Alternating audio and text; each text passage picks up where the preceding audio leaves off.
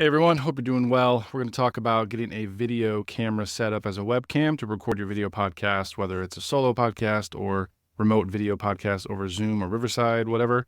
We're going to talk about getting a camera set up with an Elgato Camlink to run right into your computer.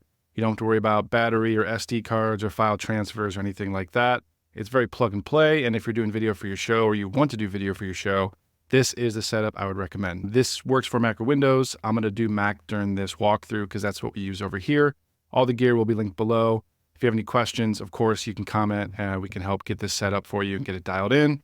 Disclaimer for any actual photographers or videographers, I understand. I'm an audio guy. I got this set up thanks to a photographer of ours that we work with all the time. But if I use wrong terminology or anything like that, I apologize in advance. Disclaimer, I am not a photographer, but we did get these settings really dialed in for a good shot as a webcam. So bear with me, and here we go. All right, so here's the camera itself. Keep in mind, I'm not going through every single setting and every single detail here, just the stuff we need to get this thing rolling for podcast recording, YouTube recording, whatever. If you have not already, when you're getting this set up, if you have not put the lens on the camera yet, I think in the box it does come separate. This button right here will allow you to clip and unclip the lens. I'm sure that's not the right terminology, but if you hold this button and then turn, it will unlock the lens, and then you can swap it out if you need to. And then when you're putting it back on, just see these grooves here.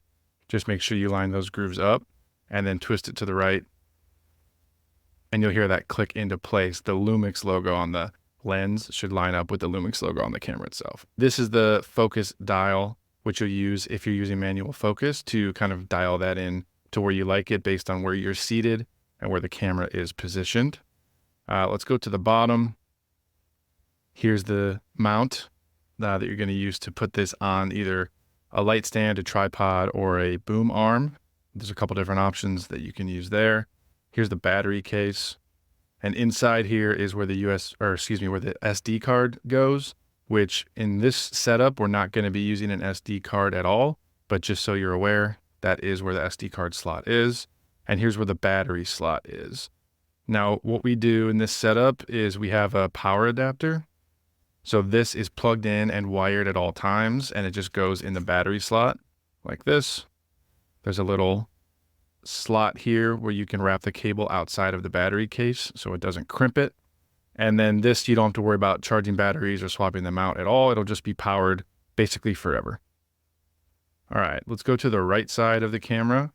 And this is where the HDMI is going to get connected. If you're not using this exact camera, your HDMI out might be different. I know some of them have a micro HDMI, which is different, and some have just a full regular HDMI cable for the output. So if you're using a different camera, just note what that output is and what kind of cable you'll need to run that out and into the Elgato, which we'll get to soon. And then before we turn this on, let's talk about controls on the top of the camera. Again, I'm not talking about every single option that you have on these two dials here, just getting this set up for filming video. So I'm setting this dial to 4K. You can see what icon is selected based on where that little white notch is. So this is set to 4K. And then this dial is set to the video setting. I believe this is movie. Obviously the on switch is here. You'll toggle that. The two main things that we're going to do when we get this on and start messing with the focus and the lens is adjust our focus. And essentially we're going to make a decision. You can make your own decision on if you're going to use manual focus, which is MF here, or autofocus, which I would usually use the AFS setting for autofocus. And you'll be able to see that when I switch back over to the shot of me and we can dial the focus in and out. You'll set the ISO and the shutter and the aperture with these two dials here. And then here's the recording button, but you don't need to worry about that at all because again, we're recording right to the computer. So you can ignore that. Okay, so let's turn this on and we'll adjust a couple settings. So just flip this on, the green light will pop up, and then we'll open this display here.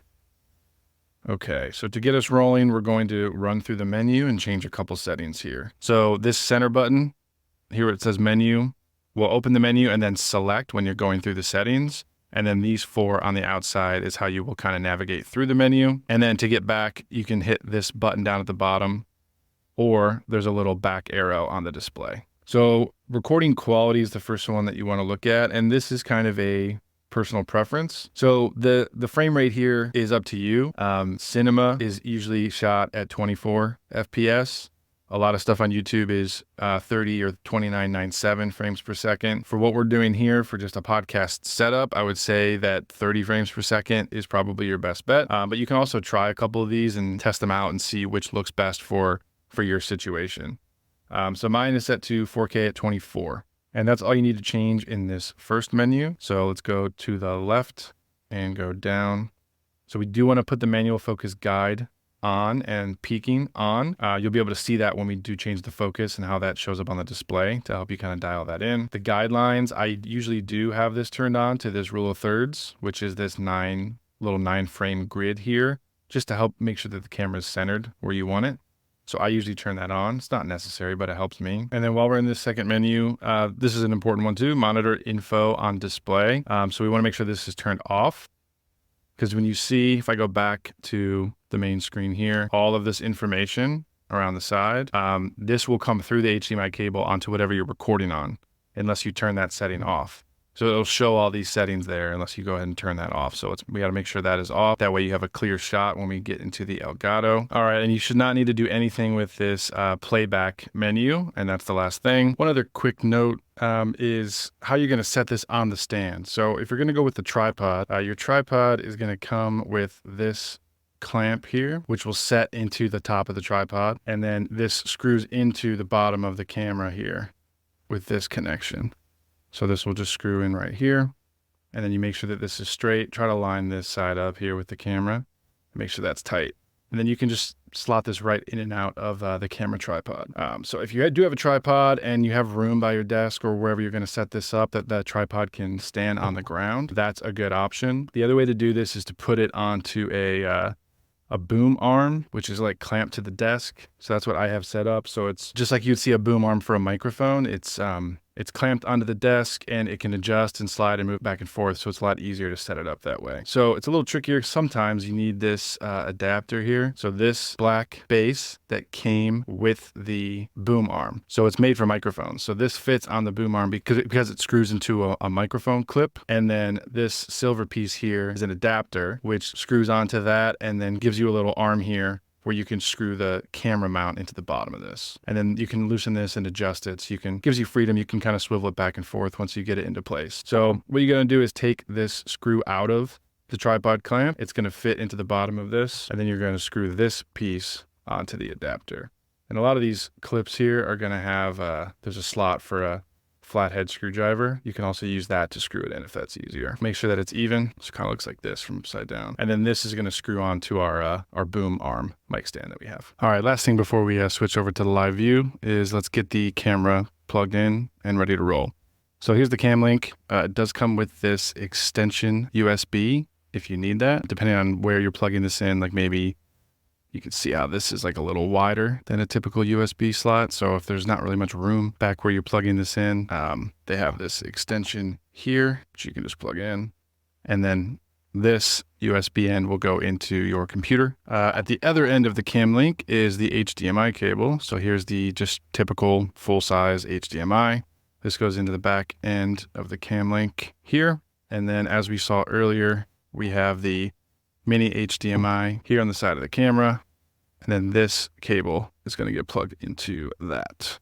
And you should be good to go. Okay, we're going to swap over to the camera view. For this dial, we can change it to adjust the ISO by clicking this button once to turn the ISO on. And you can see here on the display, now I'm changing the ISO of the camera. And then I'll hit OK, like this menu button where it says set, to select that. So we're going to swap over here and get that ready to go.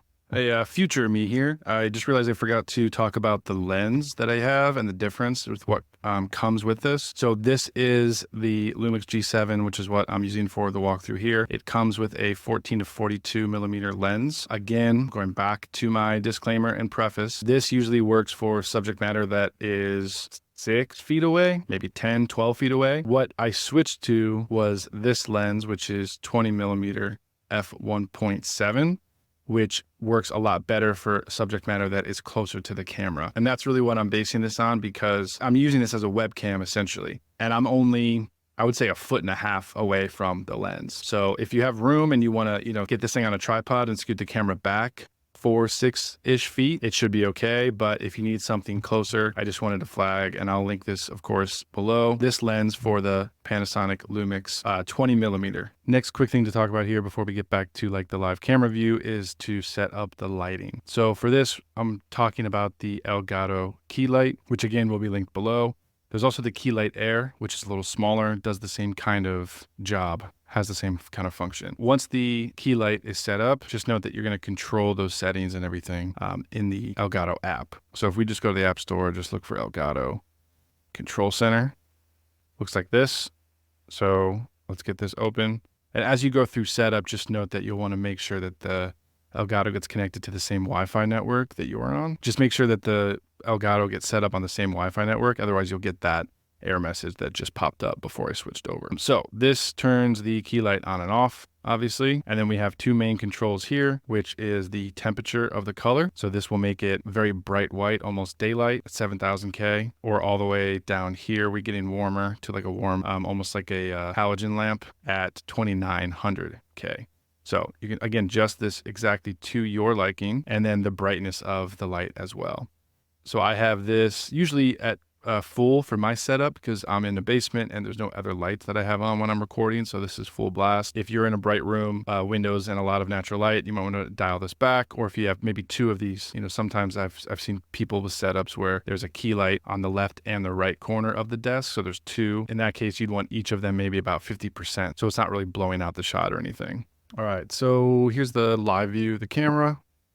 We're going to adjust some more settings, and then this will be our last step to get this thing dialed in. So depending on where you have this set up and where you're recording at, just in QuickTime on the Mac, make sure you change your video input settings when you're recording. So when you get the setup and the Camlink is plugged in, it should show up as Camlink 4K. It's plug and play. You shouldn't have to install any drivers or get a special app or anything like that. So make sure that is selected if you're going through Zoom or whatever.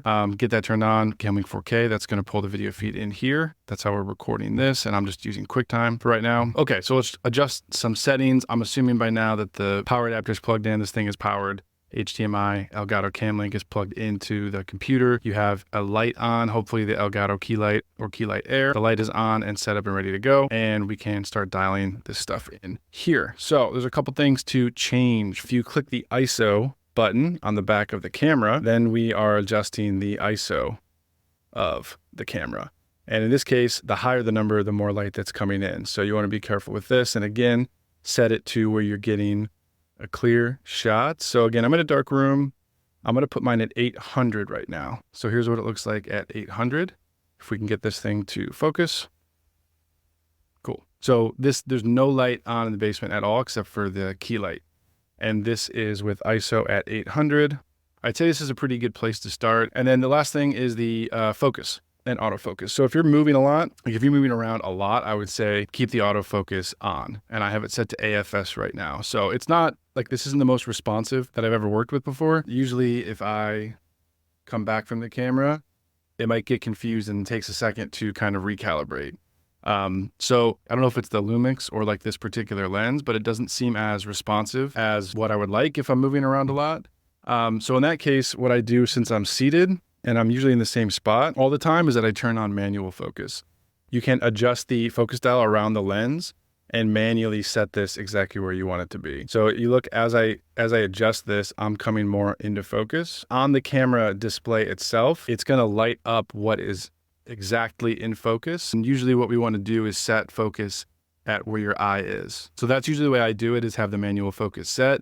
Now just keep in mind when you do set it, it's not going to adjust at all. So if I start to back away, now I'm completely out of focus. Or if my hand's in focus here, but if I push it too far to the camera, that's completely out of focus and it's keeping it locked on wherever you set that dial at. So again, whatever like suits your needs best. I am usually seated in the same spot and I'm maybe moving a couple inches back and forth, and manual focus seems to work okay. And then actually, I'm glad this just happened, but I just adjusted my seat. So now I'm sitting a little further back and now the manual focus is lost. So I have to adjust it again. So you see this zooms in as I'm adjusting it. I'll get this right where I want it and then give it a second and it'll zoom back out to the full shot. It's zooming in, by the way, so that you can see easily on the display. You can get a lot closer to the subject and then dial that focus in like very precisely. So that's it. Good luck. Any questions, comments, leave them down below. Photographers and videographers, if you want to rip me apart for getting some of the terminology wrong, I totally get it. You can leave those comments below as well. But thanks for watching.